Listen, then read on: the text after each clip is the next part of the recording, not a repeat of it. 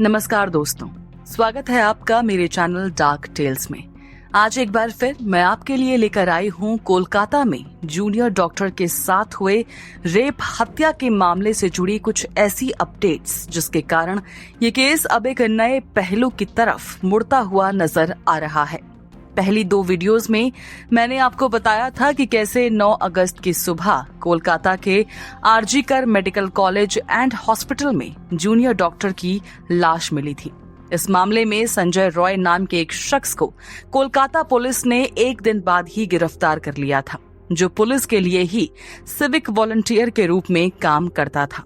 हालांकि ये मामला एक हफ्ते के अंदर ही सीबीआई को ट्रांसफर हो गया और उसके बाद से लगातार इस केस में नए मोड़ आ रहे हैं और नए ड्रामे हर दिन अनफोल्ड हो रहे हैं।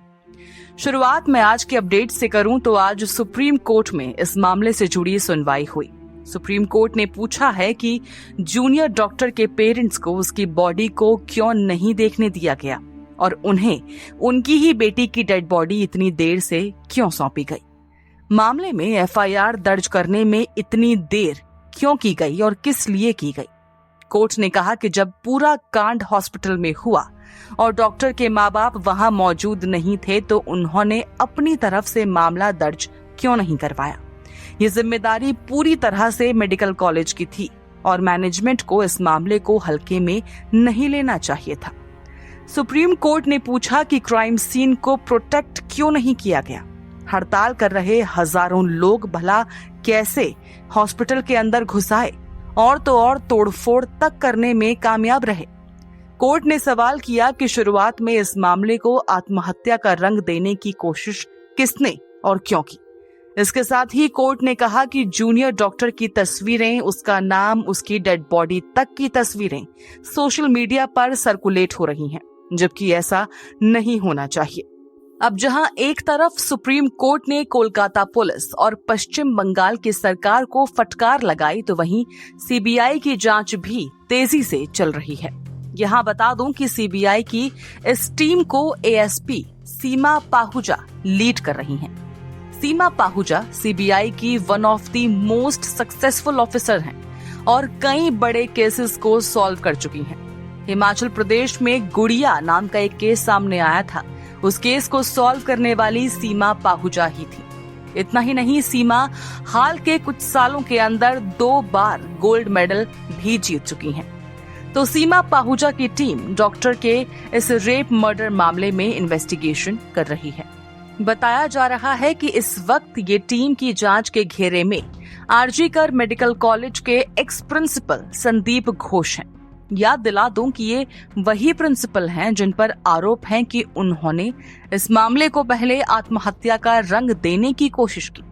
इतना ही नहीं, ये वही प्रिंसिपल हैं जो इतनी बड़ी वारदात होने के 2 दिन बाद रिजाइन देते हैं, लेकिन इनका रिजाइन एक्सेप्ट ही नहीं किया जाता, बल्कि 4-5 घंटे के अंदर कोलकाता के ही किसी और बड़े कॉलेज में प्रिंसिपल के तौर पर इन्हें अपॉइंट कर दिया जाता है।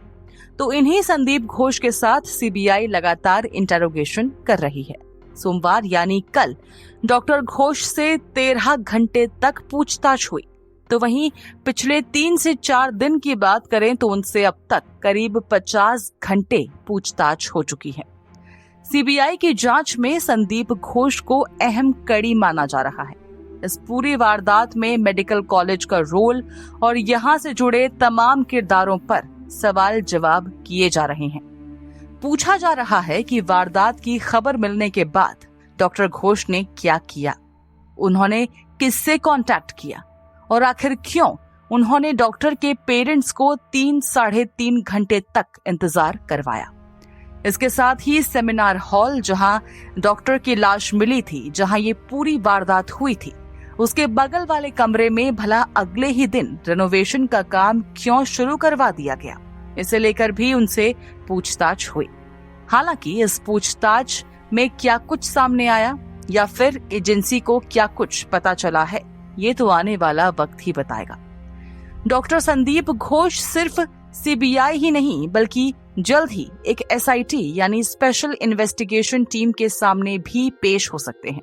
दरअसल वेस्ट बंगाल गवर्नमेंट ने RG Kar medical college and hospital में चल रही कुछ फाइनेंशियल इरेगुलरिटीज को इन्वेस्टिगेट करने के लिए एसआईटी बनाई है, जो जल्द ही डॉक्टर घोष से पूछताछ कर सकती है। हालांकि स्टेट में अपोजिशन पार्टी यानी बीजेपी का कहना है कि ये सब कुछ डॉक्टर घोष को बचाने के लिए किया जा रहा है और ये सब कुछ सिर्फ एक ड्रामा है। अगली अपडेट की बात करें तो आरजीकर मेडिकल कॉलेज में 14 अगस्त की रात तोड़फोड़ के मामले में कोलकाता पुलिस ने एफआईआर दर्ज की है। इस इन्वेस्टिगेशन के लिए भी पुलिस ने एक स्पेशल टीम अपॉइंट की है। बताया जा रहा है कि इस टीम में करीब 15 ऑफिसर्स होंगे जो कोलकाता पुलिस डिटेक्टिव डिपार्टमेंट के सीनियर ऑफिसर्स हैं।